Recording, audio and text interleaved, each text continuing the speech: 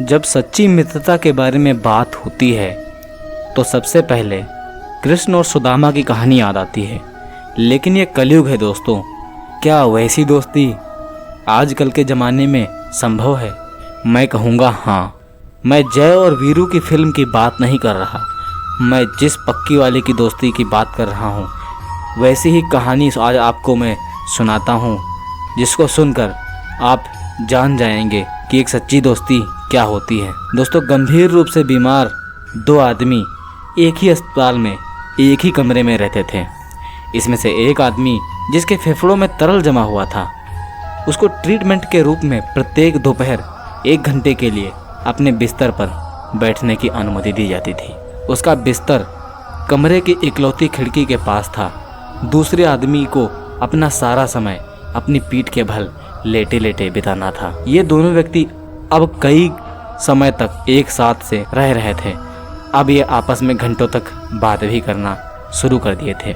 उन्होंने अपने पत्नियों, अपने परिवारों और अपने घरों, अपनी नौकरी के बारे में और अन्य जीवन के बारे में बातचीत करने लगे थे कि कहाँ घूमे और जीवन में क्या किया, क्या जीवन में अचीव किया।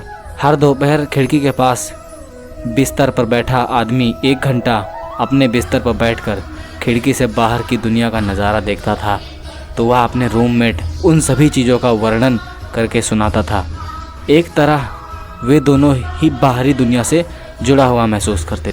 दूसरे बिस्तर पर बैठा आदमी जो चाह कर भी ज़्यादा हिल-डुल नहीं सकता था, वो अब 1 घंटे की अवधि के लिए अपने आप को जीवित महसूस करने लगा। खिड़की से एक सुंदर झील वाला पार्क दिखाई देता था। बतख और हंस पानी पर खेलते थे, जबकि बच्चे अपनी खिलौने वाली नाव को पानी में चलाते थे। रंग बिरंगी फूलों के बीच युवा प्रेमी हाथों में हाथ डालकर चलते थे। दूर से शहर के क्षेत्र का एक अच्छा दृश्य देखा जा सकता था। जैसे ही खिड़की के पास वाला आदमी ने यह सब विस्तार से बताया, कमरे के दूसरी तरफ का आदमी अपनी आंखें बंद कर लेता था और सुरम्य दृश्य का मन ही मन कल्पना करता था।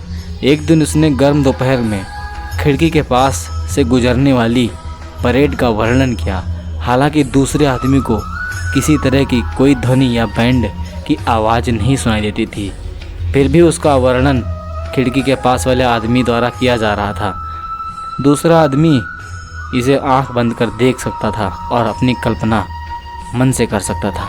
कई दिन और कई सप्ताह बीत गए। एक दिन सुबह नर्स स्नान के लिए पानी लेकर आई, तब उसने खिड़की के पास वाले आदमी के निर्जीव शरीर को देखा, जो उस दिन नींद में ही शांति से मर गया था।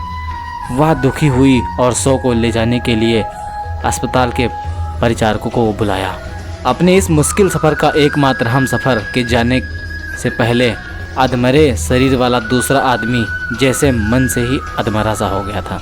कुछ दिन बड़ी पीड़ा और बोरियत में बिताने के बाद उचित समय देखकर आदमी ने नर्स को उसको पहले आदमी के बेड यानी खिड़की वाले बेड पर शिफ्ट करने के लिए कहा। नर्स को ऐसा ऐतराज़ नहीं था। उसे शिफ्ट करके यह सुनिश्चित करने के बाद वह सहज है, नर्स ने उसे अकेला छोड़ दिया।